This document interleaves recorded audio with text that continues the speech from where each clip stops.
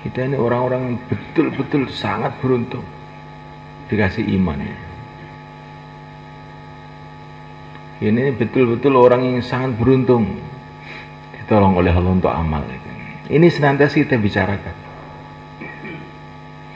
sehingga amal itu dengan syukur gitu, dengan senang. Kalau orang itu amal dengan syukur, akhirnya mudah untuk sabar. Ya. Kalau orang itu syukurnya kuat, akhirnya sabarnya kuat juga. Kalau tahu bahwa ini kerja besar, kerjanya para nabi, para rasul, kerjanya para sahabat, kerja wali-wali Allah, yang di dunia akan mendatangkan pertolongan Allah, di akhirat mendatangkan surga Allah, mendatangkan ridho Allah, maka amal itu dengan syukur. Nah, kalau sudah syukur, menghadapi masalah-masalah yang kecil-kecil atau masalah besar pun sabar. Mau kerja besar ya dapat kesusahan sedikit-sedikit atau kesusahan banyak pun nggak apa-apa. Kalau kita ini ingin beli sepeda yang kerek-kerek itu, kita keluarkan uang 50.000 juga sudah. Ya. Jadi kalau sudah motor yang bagus, kita berani korban lebih besar, 10 juta. Nah, kalau mobil Innova yang baru 200 juta keluarkan. Ya enggak sebenarnya. Karena apa? Kata kita senang, karena kita senang, hanya sabar keluarkan uang, kerja, duitnya untuk beli mobil. Begitu juga agama. Kalau kita ini syukur dengan agama ini, akhirnya jadi sabar. 4 bulan, kok 4 bulan tuh Pak? Saya itu setahun juga siap. Nah, kalau naskah itu jangan 4 bulan itu Pak. Itu sudah zaman kuno itu, sekarang setahun aja. Nah, dan setahun ini pun merasa, untuk beli surga kok setahun. Nah, pegawai negeri setahun tuh nggak ada Pak. Nah, pegawai negeri maunya 60 tahun. Sehingga amal itu jadi sabar. Kalau sudah amal syukur, akhirnya sabar, akhirnya istiqomah. Nah, kalau sudah istiqomah, inilah kesuksesan kita. Innal ladzina qalu rabbuna Allah tsumma istaqamu fala khaufun 'alaihim wala hum yahzanun. Kalau orang sudah istiqomah itu nggak perlu khawatir. Dunia perjuangannya akan berhasil, akhirat juga akan diterima oleh Allah. Istiqomah zahir, istiqomah batin.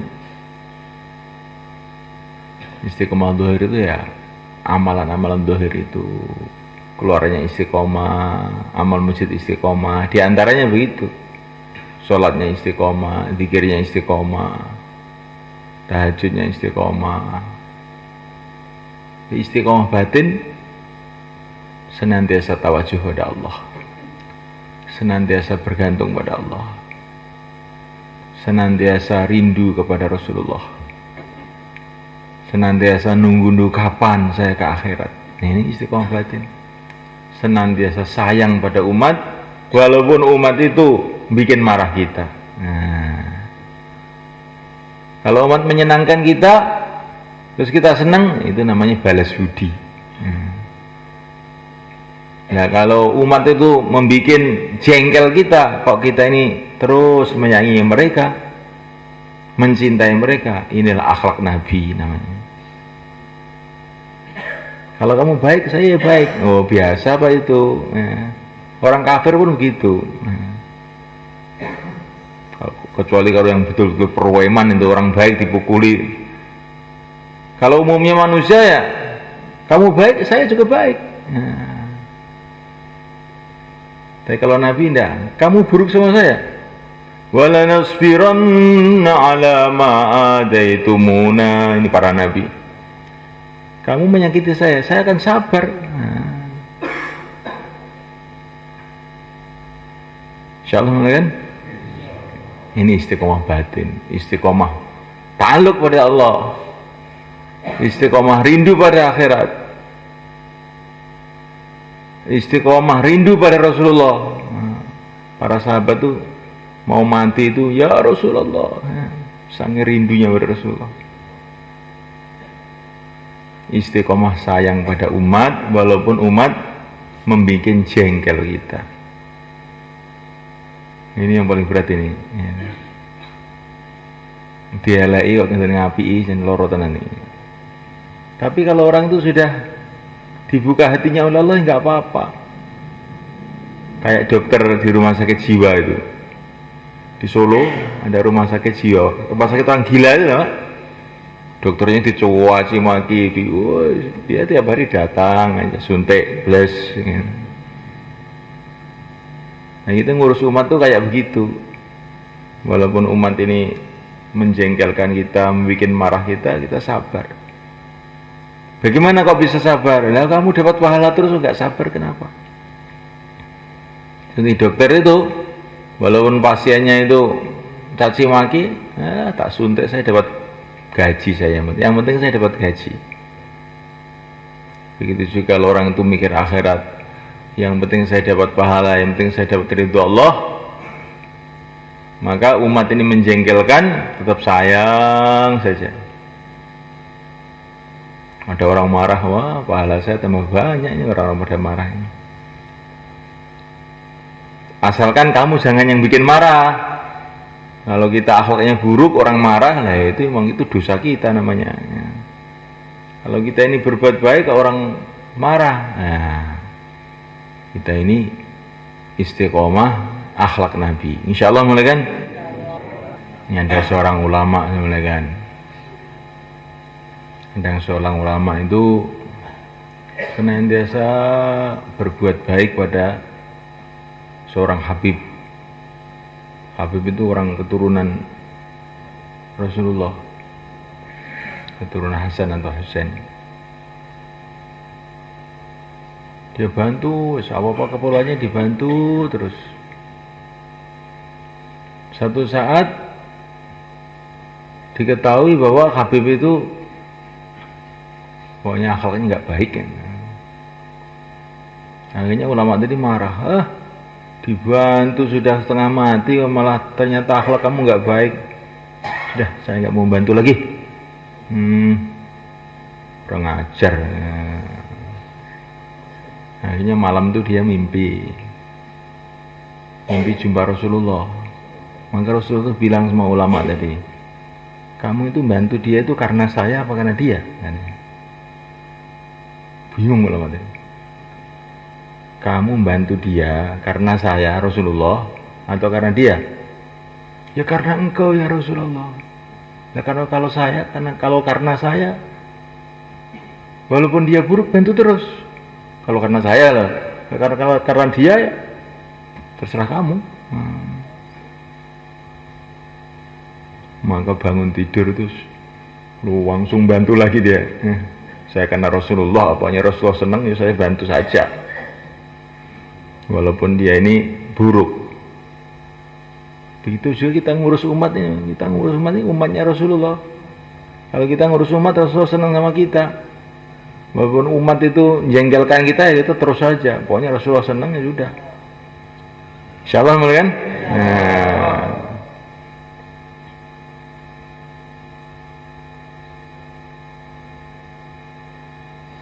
Ini kalau bicara enak aja kelihatannya. Ini kalau nanti dibikin marah orang bagaimana kira-kira? Nah. Itu orang itu kalau dibikin marah gimana kan? Kok bisa sabar? Karena Allah, karena Rasulullah. Itu hatinya itu kayak dicuci kok, plong gitu. Enak gitu. Tapi kalau kita ini dibikin marah, kok terus ganti marah, itu hati itu jadi sakit, nggak sembuh-sembuh itu. Sumpah aja nggak sembuh-sembuh. Sudah kamu coba gitu nanti. Insya Allah kan? Nah. Wa idza qila lakum irji'u farji'u wa azka lakum. Kalau kamu bertamu oleh tuan rumah ditolak, nggak mau saya terima kamu, pulang. Maka pulanglah, itu akan mencuci hati kamu. Jadi orang itu kalau dibikin marah, kok sabar karena Allah, hatinya langsung pelong, enak itu. Hati yang kotor-kotor itu, penyakitan, termasuk penyakitan itu tandanya itu kalau bayan ngantuk itu loh, itu termasuk penyakitan itu. Betul itu, kalau hati itu pelong bersih itu, dengarkan bicara agama itu senang aja, nggak ngantuk. Wah itu nggak benar Pak itu. Saya ngantuk itu karena semalam suntuk saya tahajud. Masa? Saya lihat tidur itu di malam. Jadi saya mulaikan, ini termasuk obat hati yang sangat penting. Obat hati yang sangat penting itu dibikin marah, kita sabar karena Allah. Bahkan kalau bisa, jangan sabar. Kalau bisa syukur kalau dibikin marah orang itu. Wah ini Rasulullah juga begini dulu. Syukur, didoakan yang bikin marah, didoakan. Ya Allah kasih dia 4 bulan ya Allah. Nah gitu. Jangan didoakan kepelindes sepur. Wah ini orang begini. Nanti kalau anaknya jadi bajingan baru kapok dia. Gak mau ngurus umat, biar anaknya jadi bajingan nanti. Setelah anaknya nakal, kamu yang susah kan. Jangan mendoakan buruk kepada siapa saja orang Islam. Karena kalau ada orang Islam yang buruk satu saja, nanti yang susah kamu lama-lama itu. Maka walaupun itu orang itu berbuat jahat sama kamu, doakan baik aja. Nanti kalau baik kamu beruntung juga. Daripada mendoakan jelek, doakan aja baik. Supaya dia dapat hidayah, supaya dia jadi orang yang dekat pada Allah. Seperti ceritanya seorang ulama, namanya itu Ma'ruf Al-Karhi. Ma'ruf Al-Karhi, seorang ulama zaman dulu yang masih dekat dengan para sahabat ini. Beliau ini wiridan, subhanallah, subhanallah di kamarnya itu. Tahu tuh ada tamu, dia terganggu dengan senangannya wiridan memang. Subhanallah, subhanallah, subhanallah. Ini tamu ini nggak tahu adab, nggak tahu sopan. Kok, assalamualaikum. Ini orang yang suka wiridan kalau digitukan tuh hatinya itu betul-betul nggak enak ya. Maka oleh Ma'ruf itu didoakan, ya Allah sibukkan dia dengan ibadah ya Allah biar nggak ganggu saya. Maka tamu tadi langsung berhenti, jalan kaki ke Mekah. Aneh nggak nih? Jadi begitu pulang dari tempatnya Ma'ruf itu langsung jalan kaki ke Mekah, mondar mandir sampai haji 70 kali. Maka orang-orang itu heran, kamu ini kok ke Mekah jalan kaki sudah berapa kali? 70 kali. Ada apa? Saya didoakan sama Ma'ruf itu. Saya ganggu dia, saya didoakan. Ya Allah, sibukkan dia dalam ibadah biar nggak ganggu saya. Saya nggak bisa nahan diri. Wus, kaji terus dia. Jadi kalau doa itu doa yang baik aja. Kamu kok ganggu saya, tak doakan 4 bulan biar nggak ganggu saya tadi. Jangan mendoakan buruk kepada orang Islam mana saja. Ini kalau kita ingin jadi dai lah. Kalau kita ingin jadi orang yang sakti lain lagi. Ganggu saya, kualik kepala kamu nanti. Kepala kamu di bawah kayak jambu mente. Ini namanya orang sakti, bukan dai. Kita ingin jadi dai. Orang yang buruk sebab kita jadi baik. Nah gitu. Nah ini perlu latihan ini, man. Mungkin 4 bulan belum cukup kalau latihan begini ini, man. Karena ini bukan latihan amal, latihan sifat. Nah, itu sifatnya paling berat. Perlu waktu. Kadang-kadang setahun juga belum bisa kita begini nih. Kalau bayan saya juga sudah bisa, tapi lebih betul nggak tahu nih bagaimana nih. Insya Allah mulai kan?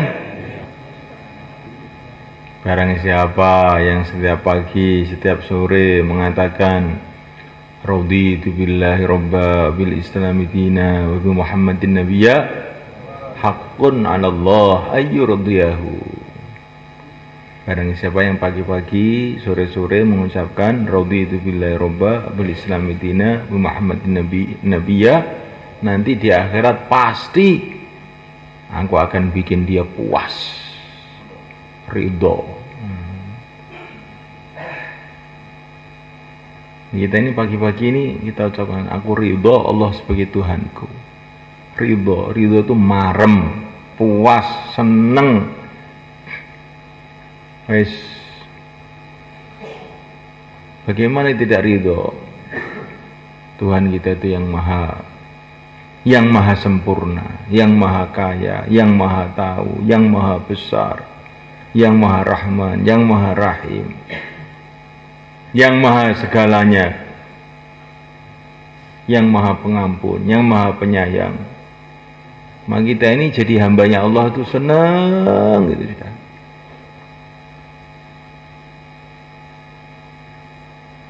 Saya ridho Allah sebagai Tuhanku, Islam sebagai agamaku, saya ridho. Nah, Islam itu adalah agama yang telah dipilih oleh Allah, yang telah diridhoi oleh Allah. Agama yang Allah turunkan kepada para nabi, para rasul, yang Allah turunkan kepada pimpinan seluruh nabi yang mulia baginda Muhammad SAW. Maka saya senang dengan Islam ini sudah. Saya tidak ingin cari aturan-aturan selain Islam. Nabi Muhammadin Nabiyya, saya ridho, senang, puas saya punya Nabi baginda Muhammad SAW. Dan dia sebaik-baiknya makhluk, semulia-mulianya Nabi, semulia-mulianya Rasul, yang sangat sayang kepada umatnya. Maka saya puas. Nah, kalau orang itu ridho seperti ini, nanti di akhirat haqqun 'ala Allah ayyurdiyahu, nanti di akhirat Allah akan membuat dia ridho, puas. Bangun dari kubur, Masya Allah, sudah dijemput para malaikat-malaikat. Semua pada mengucapkan salam, puas. Oh, di sini yang istiqbal banyak ternyata. Nggak repot. Malaikat-malaikat itu pada datang. Saya itu kenal banget dengan bapak ini. Loh, di mana? Oh, saya itu bapak keluar tuh saya bersama bapak. Bapak tahajud saya juga bersama bapak. Saya kenal banget. Dan yang kenal bukan saya sendiri. Ini banyak di sini malaikat-malaikat kenal semua dengan bapak. Oh, itu sudah nggak usah repot, nggak usah teringat Lombok, teringat Temboro. Nah, sini teman semua. Alhamdulillah. Ya. Kayak Abu Dzar radhiyallahu ta'ala anhu. Itu Nabi didatangi oleh malaikat Jibril alaihissalam. Abu Dzar itu lewat. Maka Jibril mengatakan kepada baginda Nabi, kalau dia mengucapkan salam sama saya jawab, ya Rasulullah. Loh, kamu kenal Abu Dzar? Kenal ya Rasulullah. Semua malaikat di langit kenal semua dengan Abu Dzar ini. Nah, jadi nanti kalau di akhirat kita ini semua malaikat kenal, istiqbal semua, seneng nggak kira-kira? Saya ini di Lombok aja nggak pernah diistiqbali orang. Nah, di Temboro pun juga yang istiqbal 1-2 orang.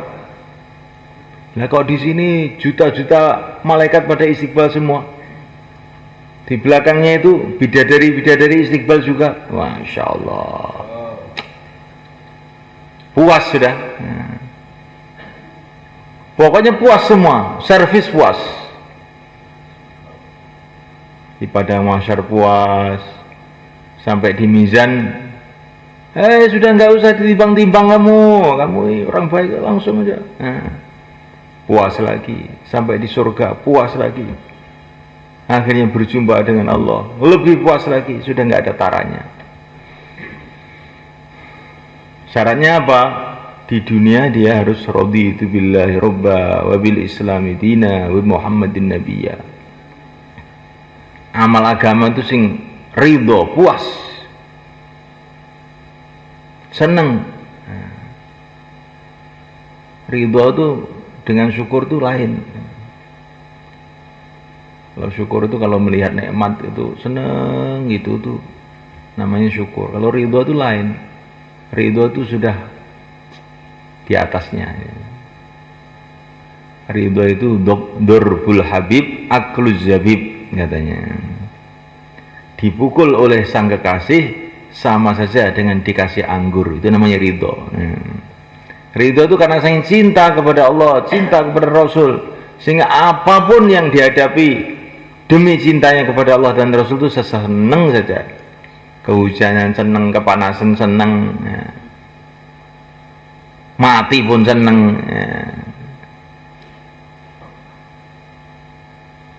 sakit pun senang. Sampai ada seorang ulama itu ditanya, kamu kalau di padang mahsyar yang paling kamu senangi apa?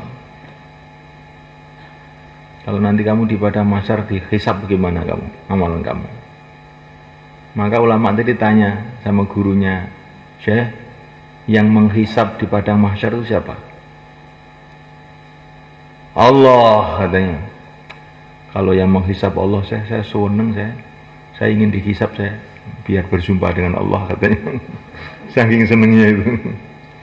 Yang menghisab Allah, sudah nggak apa-apa, saya senang pokoknya kalau yang menghisab Allah. Gak takut saya, Allah itu Rahman Rahim. Saya ingin dipanggil oleh Allah, hei fulan, hei hambaku kesini, gitu, saya ingin begitu. Jadi kalau orang itu sudah ridho itu, masya Allah. Sampai katanya para ulama, orang itu kalau sudah ridho, sudah nggak ada masalah pokoknya. Diapakan juga seneng aja. Nggak peduli sakit, nggak peduli sehat, nggak peduli panas, nggak peduli dingin, nggak peduli keadaan apapun. Kalau sudah ridho, terus ibaratnya itu kayak ayam ya rasanya kayak coklat. Nah, karena sudah senang. Nah. Kalau sudah senang itu sudah nggak ada masalah. Nah, kita ingin amal agama, perjuangan agama itu sampai begitu, sampai ridho gitu loh. Bukan hanya jauh lah, tapi ridho dengan jauh lah. Senang, ridho, jauh lah hujan-hujan kok. Wah, hujan bukan. Alhamdulillah hujan, ganjarannya tambah nih. Senang, ditolak juga pahalanya tetap tambah banyak, nggak apa-apa. Terus ridho. Jadikan miskin, ridho. Allah tuh sayang sama saya jadikan miskin ini, sehingga nggak repot-repot ngurus dunia. Coba kalau pabrik saya itu 100 itu kan pening kepala saya. Nggak punya pabrik, nggak punya duit, nggak punya apa-apa, nggak punya istri. Malah enak ya Allah. Gimana nih kan? Kalau namanya orang ridho tuh begitu itu, jadikan apa aja seneng aja. Kalau istri ngomel, bukan istri ngomel, ya seneng aja, ridho Allah. Nggak apa-apa, asalkan Allah nggak marah sama saya, kamu ngomel aja, saya dengarkan. Kalau orang sudah ridho itu so enak, paling enak sudah. Sampai disembelih pun enak aja tersenyumannya. Kamu mau nyembelih saya, ya saya malah cepat ke surga jadinya itu. Pokoknya enak terus, nggak ada masalah. Nah, kita ingin jauhlah itu dengan ridho, taklim dengan ridho, sholat dengan ridho, ya. Akhirnya mati dengan ridho, sehingga Allah akan membuat kita ridho di akhirat kelak, insyaallah. Kan? Nah, ini kalau umpama ditaskil 4 bulan ridho apa enggak? Betul? Nah, coba ini biar berarti besok di akhirat kamu akan jadi orang yang puas semua berarti. Ini syaratnya ridho. Jangan di taskil itu cemberut. Oh, baru keluar pertama ini kok saya di taskil 4 bulan gimana? Kok nggak hikmah? Kalau orang ridho itu gak hikmah-hikmahan, mau seneng aja. 4 bulan siap. Bagaimana begitu teman-teman? Kita latihan ridho dengan agama Allah, dengan sunnah Rasulullah, dengan agama Allah. Yang niat untuk 4 bulan atau tambah 40 hari, silakan berdiri. Nah, tambah masa. Nah, ini taskilnya tambah masa. Silakan sana.